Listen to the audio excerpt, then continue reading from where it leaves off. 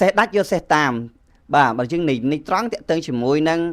សេះសត្វសេះដែលរួចដាច់ខ្សែទៅមានថាយកសេះមួយទៀតដេញតាមយកសេះត្រឡប់មកវិញតើវាពាក់ព័ន្ធអីជាមួយនឹងការរកស៊ី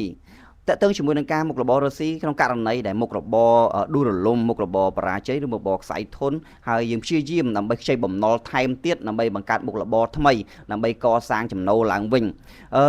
ករណីមួយនេះវាអាចទៅរួចប្រសិនបើ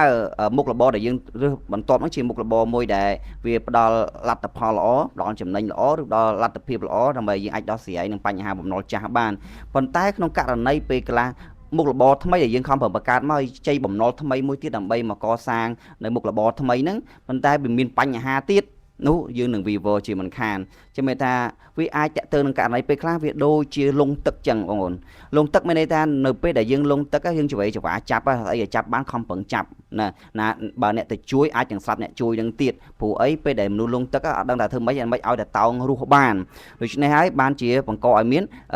បញ្ហាធំទាំងខ្លួនឯងទាំងអ្នកដទៃផងអញ្ចឹងនៅពេលដែលអាជីវកម្មដួលរលំអាជីវកម្មមានបញ្ហាហើយយើងនឹងព្យាយាមកសាងអាជីវកម្មឡើងវិញដោយតដាប់តដួសហ្នឹងហើយដូចជាមនុស្សឆ្លក់ទឹកដូចជាមនុស្សលងទឹកអញ្ចឹងវាជារឿងមួយលំបាកនឹងការធ្វើរឿងហ្នឹងវាអាចជាបញ្ហាបំណុលកាន់តែធំឡើងលើសពីមុនទៅទៀតហើយដោយសារអីទីមួយដោយសារតែប្រព័ន្ធខួរក្បាលយើងមិនទាន់ត្រៀមខ្លួនជាស្រេចក្នុងការទទួលយកអ្វីដែលរៀបចំជាថ្មីឡើងវិញឯងវានៅលក្ខណៈចាស់នៅឡើយមានន័យថាយើងខួរក្បាលយើងកំពុងតែរឹងរបួសហ្នឹងណាអារម្មណ៍យើងរឹងរបួសព្រលឹងយើងរឹងរបួសអញ្ចឹងកន្លងពេលដែលយើងកំពុងតែរឹងរបួសនេះហើយយើងនៅតែបន្តប្រយុទ្ធតទៅទៀតនោះមានន័យថាកម្លាំងយើងនឹងចុះខ្សោយបងប្អូនមើលតាក់ពេលដែលនៅពេលដែលគេវាយបុកបាទពេលវាយបុកតើគេវាយម្ដង5ទឹកអត់ឈប់មែនគឺវាយរហូតដល់នាទី5ទឹកមែនអត់ទេមានន័យថាមួយទឹកគេសម្រាមម្ដងដើម្បីអីគេដើម្បីឲ្យគេដកដង្ហើមដើម្បីឲ្យគេ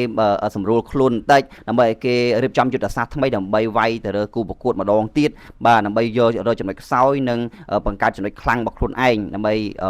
វាយលើ siren ដើម្បីឈ្នះនៅក្នុងការប្រកួតមួយហ្នឹងហើយអញ្ចឹងមានន័យថាការរកស៊ីដូចគ្នាត្រូវការឲ្យទឹកគ្នាសិនមានន័យថាបើសិនជាអាជីវកម្មដួលរលំបើសិនជាយើងអត់តន់ល្អទេខួរក្បាលយើងអត់តន់ល្អទេគំនិតយើងអត់តន់ល្អទេអារម្មណ៍យើងមិនតន់ល្អទេសម្រាកបន្តិចសិនបាទសម្រាកបន្តិចសិនបាទដើម្បីឲ្យទឹកខ្លួនឯងសិនបាទកុំអានវាយទៀតបើវាយទៀតវាអាចនឹងរបួសធ្ងន់លើសពីហ្នឹងទៅទៀតហ្នឹងហើយតែសួរថាតើបើខ្ញុំសម្រាកខ្ញុំបានលុយណាបងបំណុលគេណាយើងអាចនឹងធ្វើរឿងអីផ្សេងទៀតឧទាហរណ៍ថាយើងទៅធ្វើការផ្សេងរកចំណូលមកធ្វើការឲ្យគេដើម្បីយកចំណូលមកដោះស្រាយបំណុលហ្នឹងទៅឬក៏យើងរកមធ្យោបាយណាមួយផ្សេងទៀតដើម្បីជាយុទ្ធសាស្ត្រដើម្បីដោះស្រាយបំណុលហ្នឹងដើម្បីឲ្យយើងបានសម្រាកបន្តិចសិនហ្នឹងហើយសម្រាកបន្តិចសិនហើយនៅពេលដែលយើងស្រួលណាកំណត់យើងស្រួលអារម្មណ៍យើងស្រួលហើយនៅស្ថានភាពយើងមានអារម្មណ៍ថាយើងធូរស្បើយជាងមុនហើយយើងវាយម្ដងទៀតយើងប្រយុទ្ធម្ដងទៀតបាទអានេះគឺជាមធ្យោបាយល្អបំផុតបាទបើសិនជាតាក់ទងជាមួយអ្នកលេងល្បែងមិនពាក្យថាយកសេះដាច់យកសេះតាមហ្នឹងមានន័យថាមេគាត់ចាញ់ល្បែងហើយគាត់នៅប្រឹងលេងល្បែងហ្នឹងតទៀតវាកាន់តែលងទៅអញ្ចឹងណាហ្នឹងហើយលងទៅអស់ផ្ទះអស់សម្បែងអស់អីចឹងទៅហ្នឹងហើយការអស់ដល់ជីវិតទៀតនេះគឺជាចំណុចមួយដែលជាជ្រុងមួយដែលយើងនឹងពិចារណាដែលខ្ញុំចង់សម្ដៅថាវាជាបញ្ហានៃការដោះស្រាយបញ្ហាបំណុលឬក៏បញ្ហាអាជីវកម្មដូចករណីខ្ញុំក៏ខ្ញុំឆ្លងកាត់ហើយដែរមានន័យថា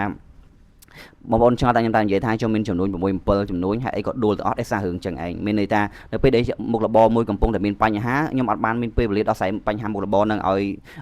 ច្បាស់លាស់ឯងទៅបង្កើតមុខរបរថ្មីទៀតដើម្បីរើចំណូលមកទប់ទល់មុខរបរដែលកំពុងមានបញ្ហាហ្នឹងអញ្ចឹងខួរក្បាលខ្ញុំបែងចែកពីរហើយនៅពេលមុខរបរទី2ហ្នឹងវាអត់ដូចចំណូលសើល្អសោះរកឃើញមុខរបរមួយថ្មីទៀតដើម្បីយកមកទប់ទល់នៅចំណូលនៃមុខរបរ2ហ្នឹងដែលវាដើរអត់សូវល្អដើម្បីរកចំណូលបន្ថែមដូច្នេះវាចាត់ដើមកើនមុខរបរ3អញ្ចឹងមានថាខួរក្បាលយើងចាប់ដើមបែងចែកច្រើនទៅទាំងមុខរបរទាំងនោះមិនទាន់មានមូលដ្ឋានរឹងមាំទាំងអស់ហើយយើងដោយសារតែយើងភ័យខ្លាចទៅជាមួយចំណូលយើងមិនគ្រប់គ្រាន់យើងចិត្តតែប្រឹងប្រែងបង្កើតមុខរបរថ្មីរហូតដើម្បីឲ្យមានចំណូលគ្រប់គ្រាន់ដើម្បីដោះស្រាយបញ្ហាប៉ុន្តែលទ្ធផលចុងក្រោយអារម្មណ៍ទាំងអស់បាទ5 6មុខរបរហ្នឹងគឺអារម្មណ៍ទាំងអស់អត់មានមុខរបរណាមួយវារឹងមាំទេដែលព្រោះតែយើងអត់មានមូលដ្ឋាននឹងការដោះស្រាយបញ្ហារបស់វានិងការគ្រប់គ្រងវាឲ្យគ្រប់ជ្រុងជ្រោយអានេះគឺជាបញ្ហាណានៃពេលតែសេះដាច់យកសេះតាមវាមានបញ្ហាដូចនេះឯងដូច្នេះយើងពិចារណាសិនមុននឹងយើងសម្រេចចិត្តជ្រើសរើសនឹងផ្លូវមួយហ្នឹងបាទ